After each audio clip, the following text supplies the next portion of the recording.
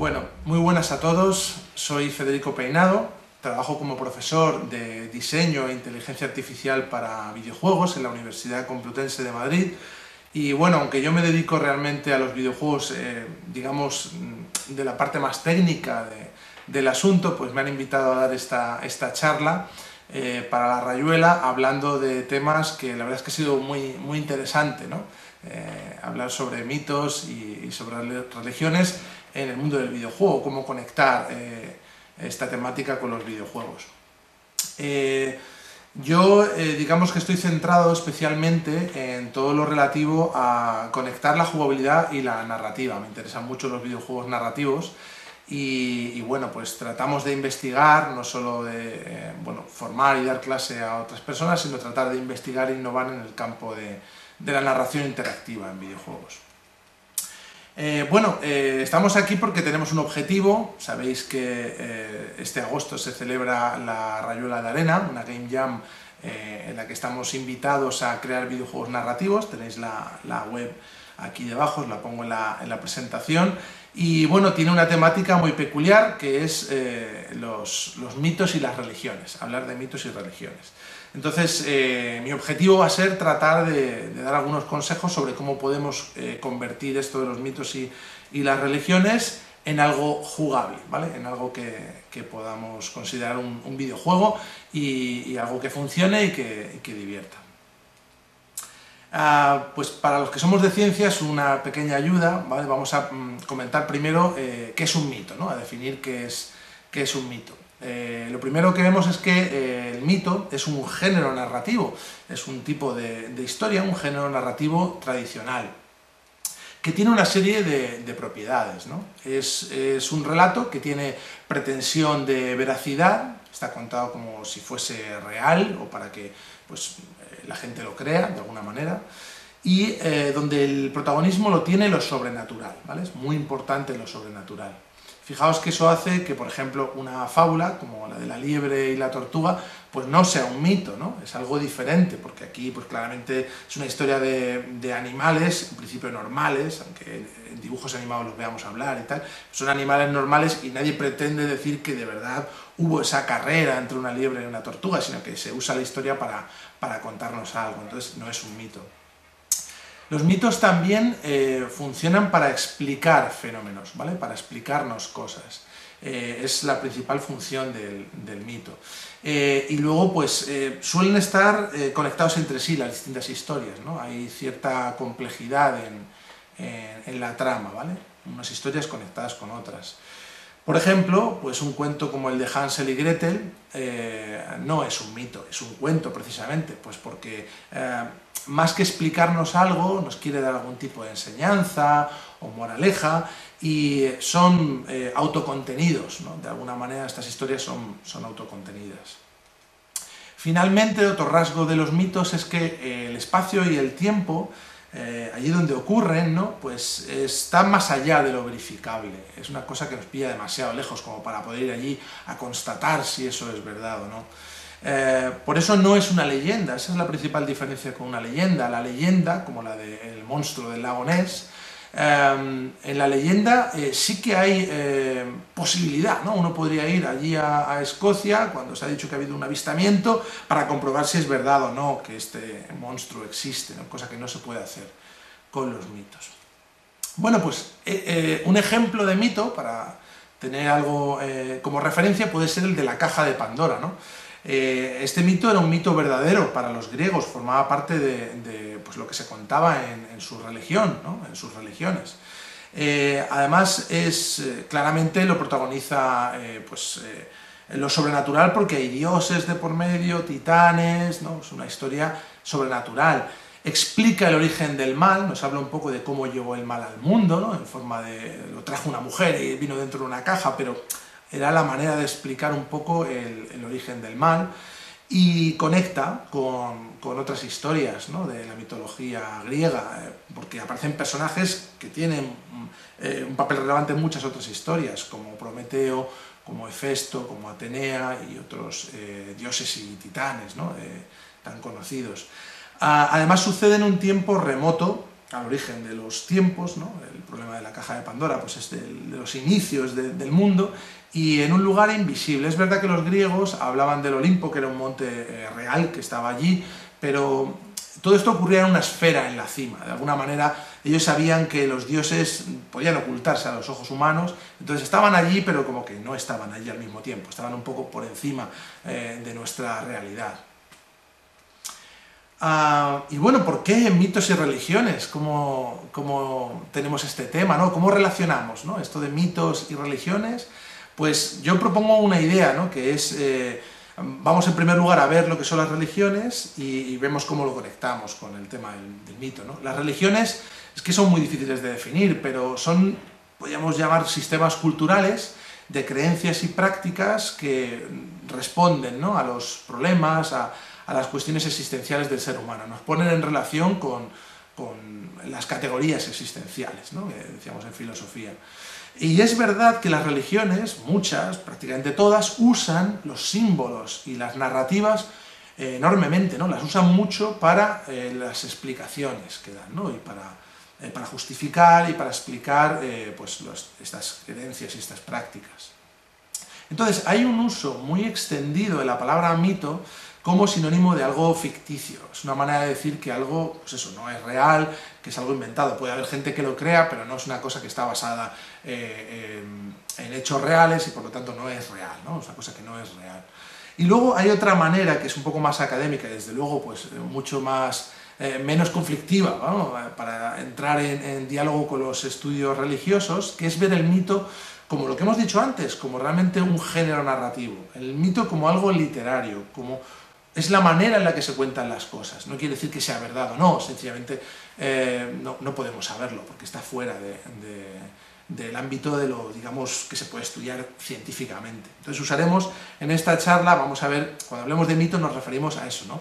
Mito como algo literario, la manera en la que está construida o como está narrada esta historia es de una forma mítica, como un mito. ¿Qué tipos de mitos hay? Fijaos que hay mitos de distintos tipos. Hay mitos, no solamente hay mitos religiosos, o sea, tenemos mitos políticos, como el de la fundación de Roma, hay mitos agrarios, como pues en la cultura azteca, cómo empezaron a usar y a consumir el maíz como alimento, es una cosa también de los dioses, y muchos otros tipos de mitos, ¿no? Nosotros nos vamos a centrar, en esta charla, vamos a centrar en los mitos religiosos, en los mitos existenciales, en los mitos que nos hagan reflexionar sobre el sentido de la vida, esos mitos que hablan del sufrimiento, del bien, del mal, de Dios, de la libertad, del amor, de la vida, de la muerte, esa clase de mitos como de mucho peso existencial. Y fijaos, la caja de Pandora que veíamos antes, el ejemplo que veíamos antes, lo tiene, es un mito religioso, es un mito profundo, ¿no? Porque nos habla de qué es el mal. ¿Qué nos dice el mito de la caja de Pandora sobre lo que es el mal? Bueno, nos habla de que, por un lado, el mal es algo ajeno a la naturaleza humana, ¿no? Porque al principio los hombres no experimentaban el mal, convivían con los dioses y estaban en una especie de paraíso para ellos, en el que pues eso, no había nada, ni enfermedades, ni sufrimiento, no había nada de eso. Entonces, el mal no es una cosa, digamos, connatural al hombre, por así decirlo. Proviene del conflicto entre fuerzas sobrenaturales. El mal surge primero con broncas entre los dioses, ¿no? Surge con problemas entre ellos, y ellos son un poco lo que deciden separar, ¿no? Todo lo divino está muy estructurado entre los dioses griegos, está como repartido, ¿no? Entonces, ese reparto es donde viene el conflicto, donde viene el mal. Nos afecta por rebeldes y desobedientes a Dios. En el mito lo que ocurre es que Prometeo se hace con el fuego, se hace con las artes, y en favor del ser humano, ¿no? Nos deja participar de unos poderes que realmente eran divinos, como que no nos pertenecían, ¿no? Entonces esto molesta mucho a Zeus y nos castiga. Entonces, de alguna forma, aunque el mal no es una cosa nuestra, pero nosotros nos hemos quedado, ¿no? Nos hemos apropiado de cosas que son divinas y de alguna forma nos llega ese castigo, ¿no? Por eso sufrimos males, porque estamos jugando, teniendo acceso a unas cosas que no son mortales, no son solamente humanas. Ese castigo viene en forma de división sexual. Esto se encuentra en más mitologías, ¿no? Es cuando aparece la mujer, que ya el hombre ya no es solamente, al principio el hombre era hombre, no tenía más división en sexos, ¿no? Pero cuando llega la mujer y se divide en sexos, vienen todos los problemas, ¿no? Coinciden muchas religiones, ¿no? Muchas mitologías en esto, ¿no? En verlo así. Porque la mujer cuando llega realmente parece un regalo, o sea, cuando Zeus manda ese castigo, uno dice, pues vaya castigo, ¿no? Esto es una maravilla, ¿no? Es bella, la mujer es fértil, puede dar a luz, ¿no? Puede crear vida, es habilidosa, es elegante, es fantástica, ¿no? Esto no es un castigo, es una maravilla. Pero sin embargo, siembra la catástrofe, ¿no? De alguna forma trae también discordias, es curiosa, es la que abre la caja de Pandora, pues chismosa, una serie de cosas, ¿no? Que dicen los griegos, que son como el contrapunto a todas las cosas buenas que trae la mujer y la división por sexos y la naturaleza humana, en definitiva, ¿no? Que no es que la naturaleza humana que conocemos tiene dos sexos y tiene esa división. Entonces, se experimenta el mal siempre unido al bien. Nosotros solo hemos conocido el mal en unión con el bien, o el bien en unión con el mal. De alguna forma no puede haber vida sin muerte, ¿no? Es lo que hace también que apreciemos la vida. La salud sin la enfermedad, el ocio y el trabajo. Esta visión, ya os digo, es la de los griegos de cómo está conectado, ¿no? Ibris y némesis, decían ellos. Ese bien con el mal que va unido. Y finalmente, pues, ¿qué más nos cuenta el mito de la caja de Pandora sobre el mal? Pues que la forma de evitar el mal es mantenerse en un equilibrio, es mantenerse lejos de los excesos, ¿no? No eres, pues eso, un elemento más de la naturaleza, como ser humano, ni tampoco eres un dios, ¿no? Cuidado ahí con el otro mito, el de Ícaro, ¿no? La historia de Ícaro, de si quieres volar demasiado alto, si vuelas muy bajo se te mojan las alas, pero si vuelas muy alto se te queman, ¿vale? Te acercas demasiado al sol, te acercas demasiado a lo divino. Una serie de reflexiones existenciales, religiosas, que trae el mito, por eso es un mito religioso, el de la caja de Pandora. Y bueno, y esto de hablar de mitos y religiones nos lleva al rito, que es donde yo quería llegar, ¿vale? ¿Qué es esto del rito? Si esto no aparece en el título de la charla y tal. Bueno, el rito es el lugar donde se junta, es la celebración. Si el mito es la teoría, el rito es la práctica. Es allí donde se celebra lo sagrado, ¿no? Donde el mito religioso lo podemos ver de forma tangible, donde nos afecta, ¿no? a los creyentes, a los practicantes de esa religión. Fijaos, los ritos siempre los realiza un especialista, alguien que de hecho suele tener bastante poder o consideración, un especialista reputado. Además, los ritos son una tradición comunitaria, toda la comunidad participa en el rito y de esa forma pues tienen como esa seña de identidad, ¿no? Eso les une. Está legislado explícitamente, los ritos, está escrito de algún sitio, en alguna parte, cómo deben hacerse, ¿no? No hay mucho lugar a la improvisación. Requiere disciplina y autocontrol, no son fáciles de hacer, ¿vale? Ahora veremos algún ejemplo, pero los rituales requerían cierta habilidad para hacerlo pues, como debe ser, ¿no? Y además, pues uno se puede aburrir de hacer siempre lo mismo, de repetir, ¿no? Por eso lo del ritual, y ese es el autocontrol que debemos tener de hacerlo a pesar de que nos cueste o de que no nos apetezca o todo esto. Además, pues hacer ritos sirve para agradar a Dios, a la naturaleza, en el caso también de los griegos, y de alguna forma mantener ese equilibrio que veíamos, no incurrir en ninguno de esos excesos. Por ejemplo, la hecatombe. La hecatombe es un tipo de sacrificio animal, literalmente es sacrificar 100 bueyes, aunque no solía hacerse con 100 bueyes, o menos, pero bueno, en el que, bueno, pues nos encontramos todos los elementos del rito, ¿no? Por un lado, hay, en primer lugar, el oficiante se tiene que purificar, se prepara, hay un oficiante, hay un sacrificador, digamos, un especialista en hacer esto, que además eran príncipes, eran personas incluso que se dedicaban profesionalmente a hacer este tipo de ritos en la antigua Grecia. Hay una oración, ¿vale? Todo esto es comunitario, con una ofrenda de cebada que se hacía y tal, todo el mundo participaba, se iba a hacer la hecatombe. Hay un sacrificio propiamente dicho, se mataban a los animales.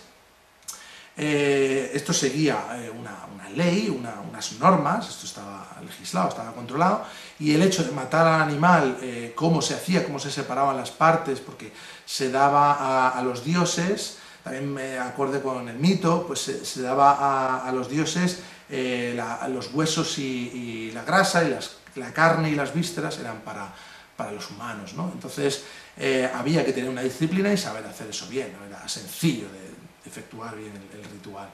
Y bueno, finalmente se hacía un banquete con la parte que correspondía a los humanos, y había libaciones, que era derramar líquidos como el vino para también como mantener ese equilibrio y de alguna forma agradar a Dios, evitar maldiciones. Los griegos sobre todo era casi más el temor, ¿no?, a los castigos divinos que te podían venir, más que a compartir beneficios que te pudiesen enviar, pero bueno, había que compartir de alguna forma y no quedarte con todo, no quedarte con todo el vino, con todo, sino siempre compartir un poco con la naturaleza y con Dios, puesto que decíamos de evitar el mal así.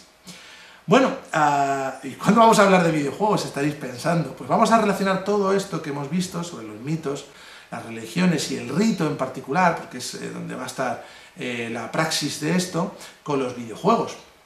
Vamos a hablar de videojuegos. De hecho, ¿hay videojuegos que tengan que ver con mitos y religiones?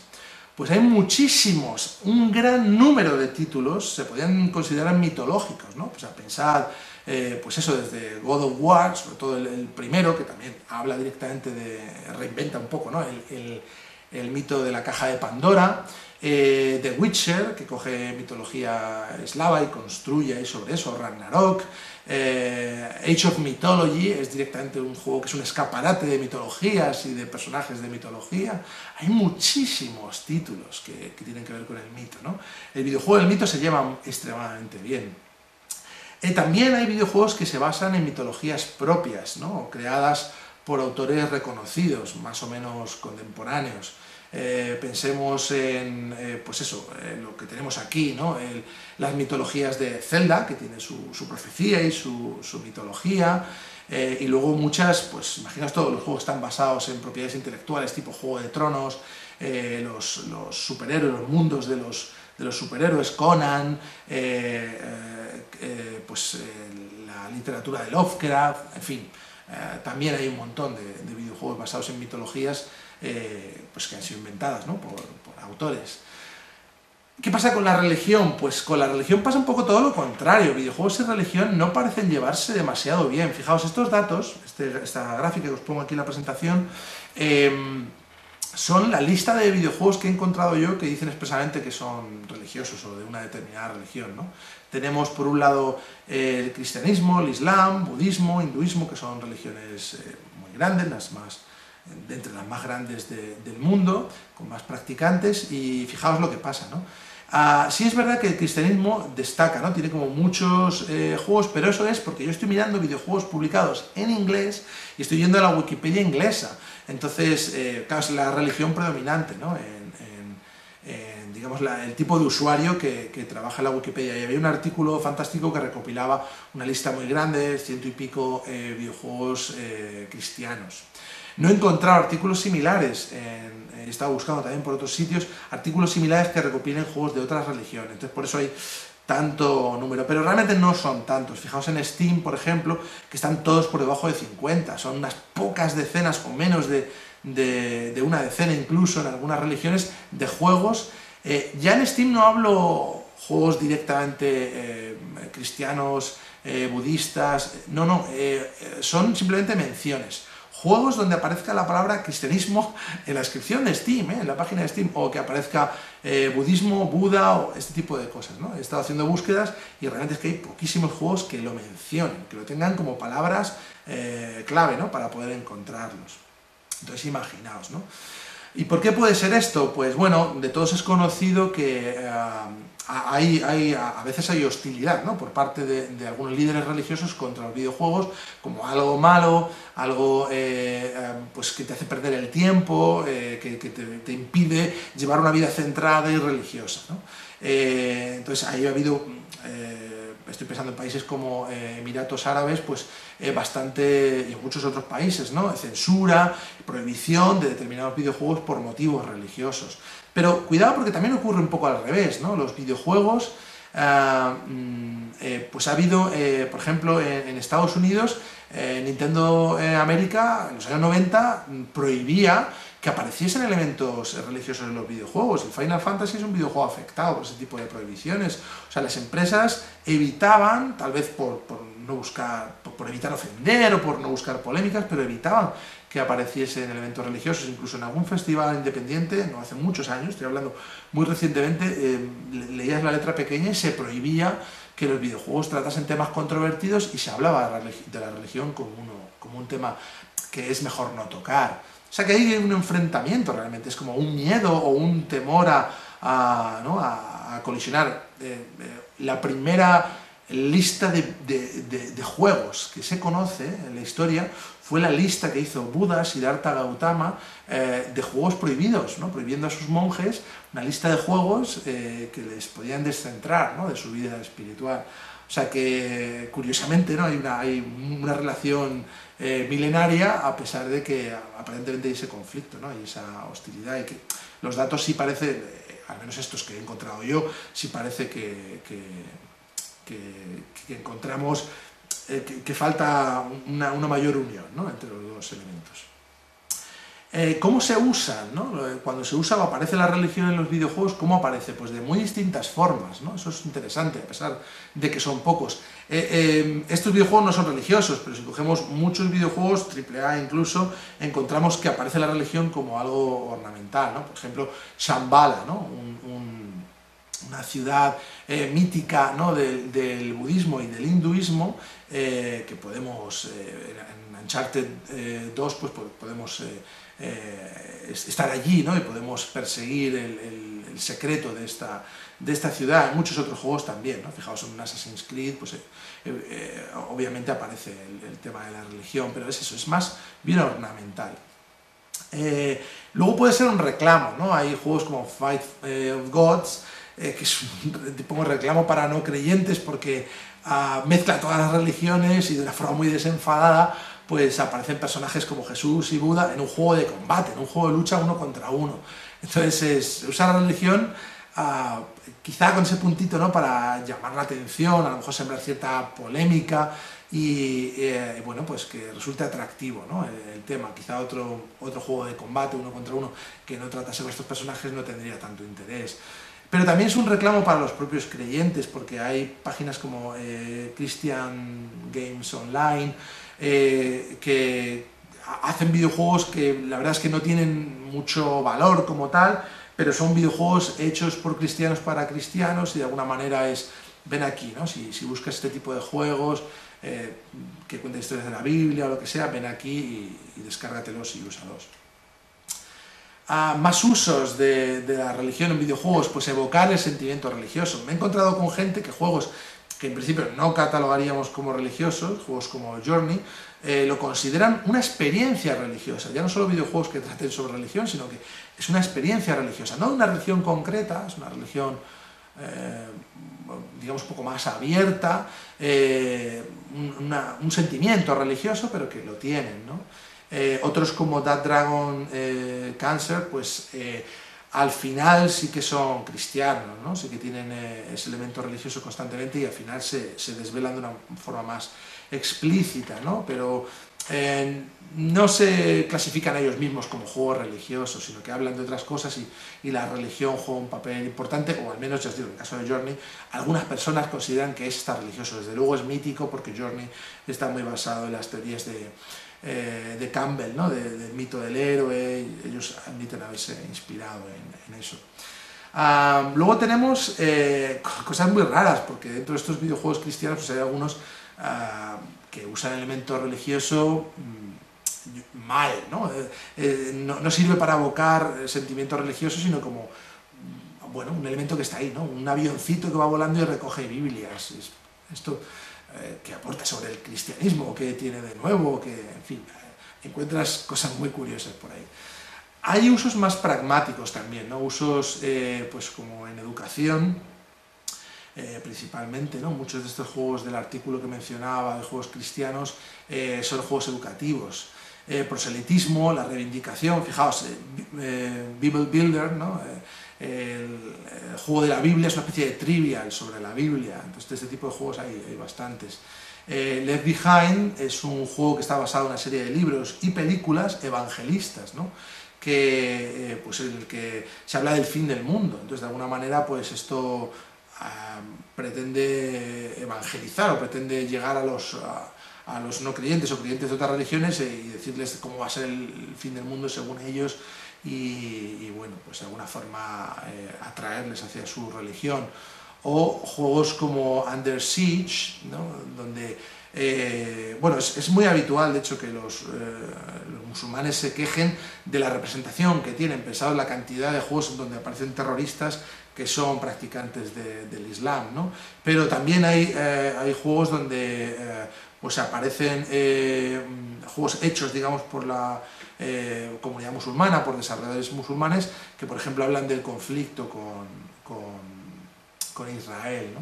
Y entonces estos juegos entran ya en terrenos de política también, ya no solo una cuestión religiosa, sino que claramente pues hacen reivindicación política, hablan de conflictos bélicos, conflictos muy complicados. Ya no he querido entrar en otro tipo de juegos que puede uno encontrar en la web más profunda, digamos, ¿no? Como ethnic cleansing, o sea, juegos de limpieza étnica que van expresamente de matar a personas de otra religión, ¿no? Pues este tipo de miserias que tiene la web cuando buscas, pero no son juegos que normalmente estén disponibles en circuitos comerciales razonables.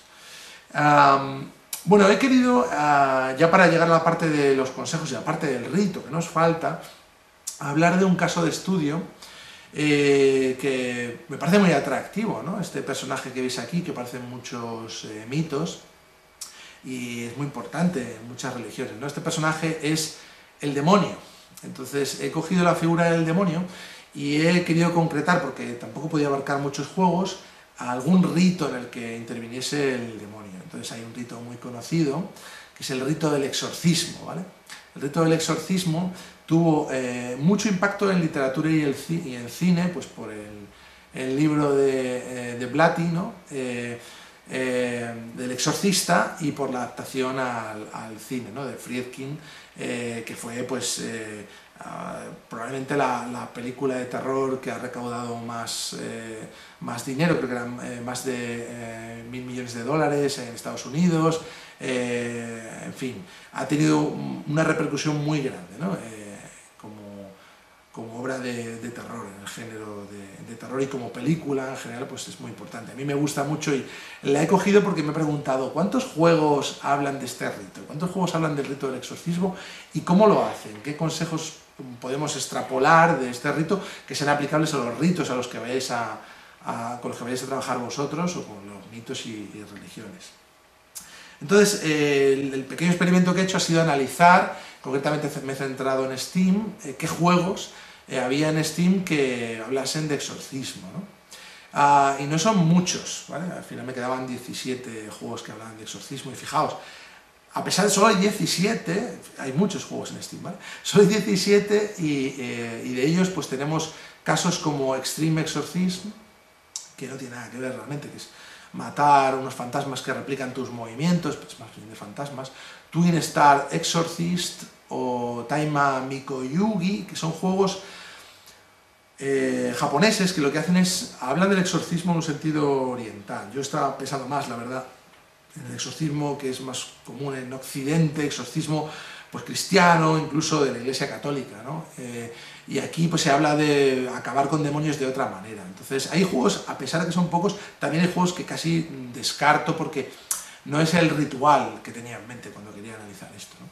¿Y qué cosas he encontrado, ¿no? Pues viendo y probando estos juegos. Pues por un lado, bueno, tenemos todos los elementos del rito, aunque algunos lo saben hacer mejor que otros, y hay algunas carencias en general también, quizá por ser tan pocos. La figura del exorcista, ¿no? El especialista contra lo sobrenatural. El avatar en un videojuego tiene que ser el motor de la acción. En el videojuego tienes que estar ahí donde ocurre la acción, porque tienes que ser tú el que realice las acciones. Entonces es perfectamente lógico que la mayoría de los juegos pues tú seas el exorcista, ¿no? Tú no eres la víctima, ni un ayudante, ni si eres directamente el exorcista, el especialista del rito, el que va a practicarlo, lógico, ¿no? Eso sí, puede ser reputado o no, decíamos que suelen ser personajes con peso y suele ser lo normal, pero me he encontrado con algunos ejemplos donde, por ejemplo, pues rebajaban la importancia del exorcista y le querían poner un tono de humor. En Ben the Exorcist, eres un exorcista, pero vas a la casa de unos tipos que dicen que están poseídas sus hamburguesas, o sea, hay como mucho chistecillo por ahí en la historia, a pesar de que creo que ahí fallan, porque el personaje en sí no es gracioso, es un exorcista bastante al uso, con su rosario, con su alzacuellos, con su sacerdote mayor, con sombrero.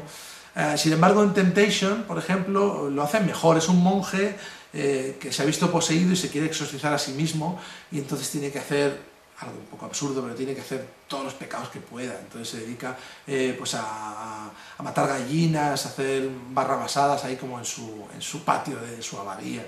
Entonces, quería dar una advertencia con el tema del humor.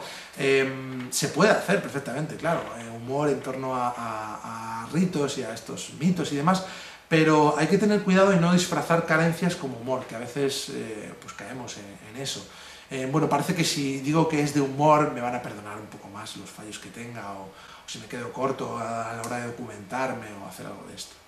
Entonces, no tengáis miedo a hacer un juego en serio también, y se va a entender, si es un juego independiente, no vas a tener muchos medios, no os preocupe eso, ¿no? No hace falta disfrazar con humor las carencias. También la misión es grande si el enemigo es grande, ¿no? O sea, es muy importante que tengas algo importante que hacer para que sea estimulante el juego. Y entonces, en el mito, fijaos que el demonio tiene el protagonismo lo tiene lo sobrenatural. Hay que dejar protagonismo a lo sobrenatural, a lo grande. Cuando realmente eso, el fantasma algunos juegos es un fantasma, o el demonio que tienes que exorcizar es poderoso, eso hace más emocionante el juego. Y no hace falta a lo mejor gastar mucho, tener muchos valores de producción en el juego para impactar y para que se vea que el demonio es poderoso. Fijaos que muchos juegos hacen eso, ¿no? De ver en primera persona el juego, que haya oscuridad, que haya efectos especiales, y eso hace que nos sintamos pequeños, ¿no? Con respecto a este demonio, ¿no? Esos juegos de terror, imaginaos. Pues ese efecto ayuda a que vencer a esa fuerza tan temible, siendo yo tan poca cosa, ¿no? Que estoy aquí a oscuras, jugando en mi habitación, y a oscuras en una casa, tratando de exorcizar a alguien o de exorcizar la casa. Eso pues funciona, ¿no? Evidentemente muchos juegos lo hacen porque funciona. La comunidad que lo vive de verdad, la comunidad es muy importante, la comunidad de jugadores, ¿no? Tenemos que cuidar la comunidad de jugadores. Lo primero es que esto no significa que tengamos que hacer un juego donde pueden jugar 100 jugadores como Fortnite, ¿vale? Diseña solo lo imprescindible. La mayoría, o todos los juegos, de hecho, todos los juegos no son superproducciones, todos estos juegos que he encontrado en Steam, y son juegos de un solo jugador, jugando en PC, pocos o ningún NPC. Esto puede funcionar perfectamente, ahora veremos por qué, porque la comunidad puede aparecer por otro lado. Fijaos que además se recurre a elementos baratos, ¿no? Como el tema de la luz, las velas, un crucifijo, un círculo de estos satánicos, ¿no? Curiosamente usan, no sé por qué, muchos juegos usan el círculo del pentagrama invertido, la estrella de 5 puntas invertida, como algo que usa el exorcista contra el demonio, cuando es un signo que habitualmente se asocia al demonio, ¿no? Pero bueno, son cosas baratas realmente, no necesitas de nuevo, ¿no?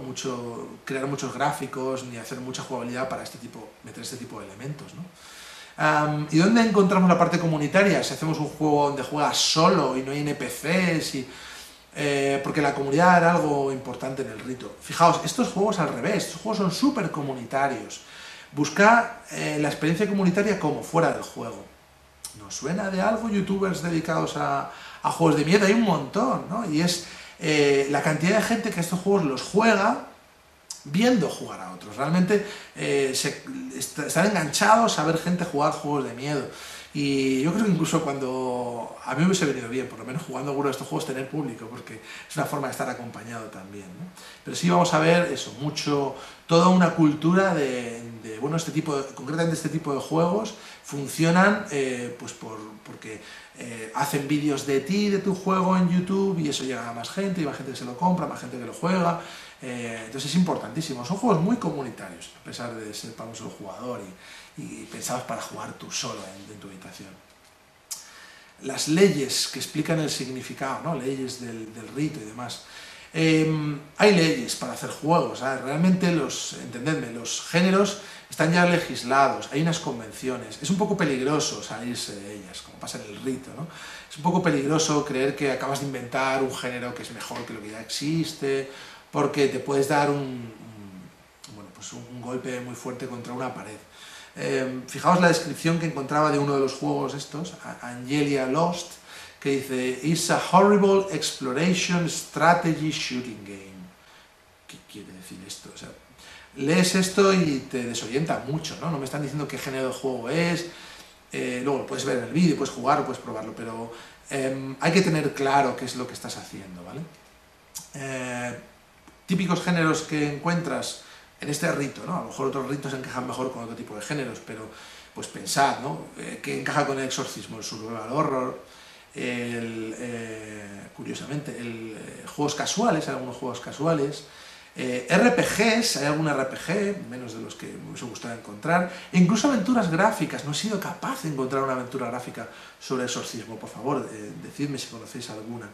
Pero es un género que tendría mucho sentido, al menos desde mi punto de vista, para tratar este rito, ¿no? Siempre debe haber un aprendizaje en los juegos. Es algo que, por más que pienses que ya todo el mundo sabe cómo funciona un exorcismo, no, la gente no sabe cómo funciona un exorcismo y necesitas explicar cómo funciona exactamente en tu juego, ¿vale? Paso a paso, no des nada por supuesto. Tienes que enseñar al jugador a jugar. El uso de una mecánica, idealmente, debería ir explicando el significado que tiene dentro del juego. Aprovechar, no es un tiempo perdido, ¿no? Los tutoriales o el periodo que tengas o la primera, a lo mejor, fase o primer nivel en el que vas a enseñar algo, no es tiempo que haces perder al jugador, es la oportunidad de ir explicando cosas de tu juego más profundas, ¿no? El significado de cuando haces esto, ¿por qué lo haces? ¿No? ¿Cómo afecta? Este tipo de cosas. Disciplina entre juego y narrativa. Tenemos que premiar la disciplina del jugador, ¿no? Además, si vamos a hacer algo ritual, que es como muy repetitivo, hay que premiar bien esa disciplina, porque el jugador se te puede aburrir, es costoso, volver a hacer lo mismo, fallar, tener que reintentarlo. Es que el rito pide repetición, eso es verdad. Lo que pasa es que pide repetición, pero nunca es igual. Esto es una frase que suena un poco así, ¿no? Pero tienes que conseguir que haciendo lo mismo ha cambiado algo, ha entrado algún elemento de dificultad, o hay un pequeño giro, ¿no? que hace que merezca la pena repetir. No es repetir por repetir, no es veme a coger 18 cosas y me las traes y las 18 son iguales. Tiene que haber un reto, alguna sorpresa, ¿no? Dentro de la repetición, pero incorporar esos elementos. Muchos juegos te piden vea por 6 velas, vea por no sé qué, siempre coleccionar un conjunto finito, normalmente un número reducido de elementos para poder hacer los rituales. Aumentar el reto de forma gradual y con descansos, ¿no? Estoy pensando, por ejemplo, Evil Possession, que además es un juego español, pues hace eso, ¿no? Te pide, y es verdad que se queda un poco corto porque no hay repetición, curiosamente. Una vez que consigues, tampoco sé si hacer spoiler, pero entendedme, que una vez que consigues llegar al final, a lo mejor uno echaría de menos practicar más lo que ha aprendido, no se reutiliza eso que se ha aprendido, ¿no? Y por eso a lo mejor es un juego que se queda un poquito corto. No olvidemos recompensar también desarrollando una trama compleja. A mí me interesan los juegos narrativos, creo que si haces un juego sobre mitos y religiones tiene sentido que sea narrativo, entonces los avances narrativos también son graduales, ¿no? Para poder asimilarlos. La historia no la cuentes de golpe al principio, algunos juegos lo hacen, sino que conviene ir contándola paso a paso, ¿no? Root of Evil no es realmente un juego sobre exorcismo, pero tiene algo que ver y lo hace bien, va contando la historia paso a paso. Otros juegos te la cuentan toda un poco de golpe, quizá Evil Possession es que no te la termina de contar, muchos juegos eso termina y al final te encuentras con un stage clear o thanks for playing, es como, wow, o sea, no podías contarme algo, aunque sea un poquito de texto, dar esa recompensa también narrativa, no solamente jugable, ¿no? Y vamos a terminar con las consecuencias y el más allá. Completar la misión tiene consecuencias, tiene que haber algo que haya cambiado cuando completas una misión. Si se fracasa está clarísimo, y todos los juegos además hoy día se lleva mucho, ¿no? Castigar al jugador. El exorcista tiene la culpa, el jugador tiene que sentirse culpable de haber fallado él, ¿no? Y tiene que recibir algún castigo, ¿no? O sea, se hace a veces que pierda elementos que ya había recopilado, se hace volver atrás, vuelve otra vez a enfrentarse a aquello que superó.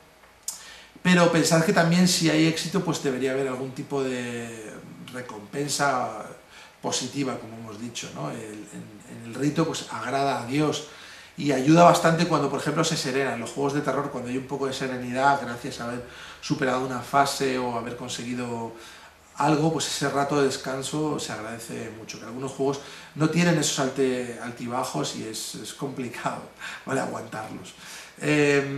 Hasta el misterio tiene su lógica. Entendemos, sobre todo en estos juegos donde lo protagonista es lo sobrenatural, que pasan cosas incomprensibles.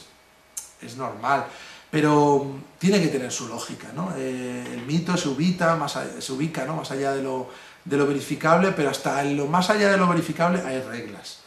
Tenemos que ser capaces de entenderlas, si no, no es un juego, ¿no? Si el enemigo sale aleatoriamente, o estoy pensando en Dead Step funciona bastante bien, pero en Deathlike Awakening, que es un juego de realidad virtual, pues hay veces en las que se te quedaba la sombra o lo que fuese aquello muy cerca de ti, no se iba, tampoco entendías muy bien por qué, a pesar de que estabas totalmente inmóvil, es un juego de estar inmóvil, te acababa atacando, da la sensación de que no está regulado, ¿no? Entonces no puede escapar al control de diseñador hasta lo más sobrenatural del juego, ¿no? Hay que controlarlo para, bueno, no frustrar al jugador. Y terminamos con una reflexión final, que es la parte religiosa, ¿no? Hemos hablado de mitos, de ritos, y no se supone que eran mitos religiosos, el exorcismo, ¿no? Es un mito religioso. ¿Qué nos dicen estos juegos, concretamente que yo estaba probando, sobre el sentido de la vida, ¿no? ¿Qué nos hablaban del mal, ¿no? Que parece que sería lo que deberían hablar. Pues francamente bastante poco, bastante menos de lo que yo esperaba, ¿no? Seguramente sea porque la gente que lo crea lo considera como un rito vacío. Puede resultarles interesante desde el punto de vista estético, es como, ah, qué guay, todos sabemos que la peli de Exorcista lo petó y hay muchas pelis sobre este tipo de fantasmas o demonios que poseen casas o que poseen gente, y funciona muy bien, da mucho miedo, pero no significa nada. Entonces, si tú no crees que el rito que has escogido o el mito tenga ningún significado, no vas a contar una historia ni vas a decir nada profundo sobre ello, es razonable. Creo que es lo que pasa. Hay excepciones, ¿no? A veces inesperadas. Fijaos, si llegas al final de Root of Evil, que insisto, no es un juego de exorcismo, pero es muy similar, toda la historia que te han estado contando, quizá de forma un poco brusca, porque te lo tienen que explicar al final, yo no me enteré, al final te dicen, estos tres personajes son los tres pecados principales, por así decirlo, del budismo, ¿no? Y se entiende que el creador pues, era una persona budista, o al menos interesada en la religión del budismo, interesada en sus mitos y en sus ritos, y nos quería hablar de estos tres pecados, ¿no? Todo lo que había ocurrido en la historia tenía sentido interpretado así, como que eran los tres males que azotan al creyente del budismo.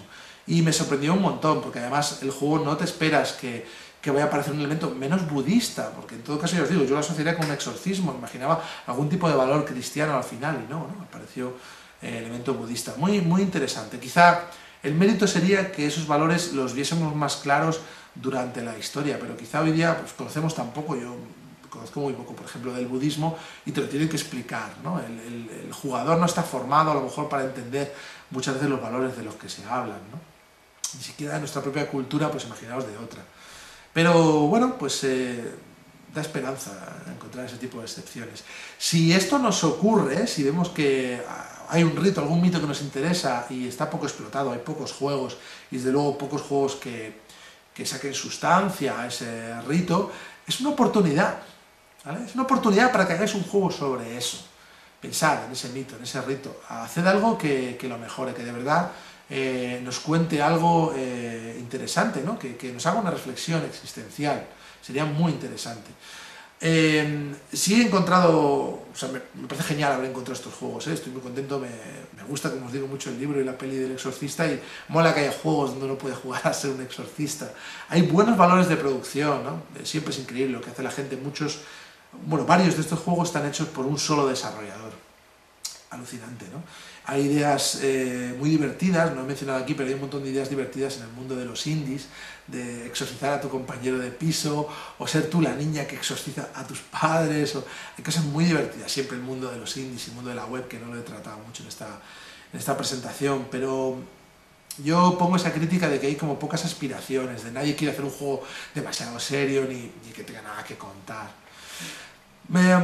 Yo creo que es importante acudir a los mitos y religiones, pero para que nos provoquen, para que nos hagan pensar, para que nos hagan reflexionar. Y un poco pues que no tengan razón, ¿no?, algunos líderes religiosos, y que digan lo contrario, que digan, oye, estos juegos encienden el cerebro, encienden la conciencia y el alma, ¿no? Y nos tocan de verdad, no son un entretenimiento ni son una pérdida de tiempo, ¿no?